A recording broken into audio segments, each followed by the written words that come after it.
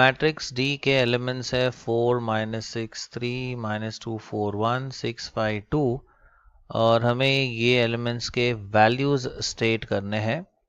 तो सबसे पहला एलिमेंट है D21 यानी सेकेंड रो फर्स्ट कॉलम। तो ये हमारा सेकेंड रो और ये है फर्स्ट कॉलम। तो सेकेंड रो फर्स्ट कॉलम पे है -2, सो D21 इज -2।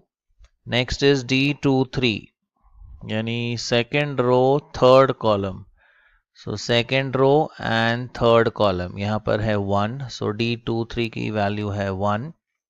नेक्स्ट है D32 यानी third row second column, so third row and second column, so here we have 5, तो इसका आंसर आएगा 5। नेक्स्ट इज D13 यानी first row third column, so first row and third column पर है 3, so these are the required values.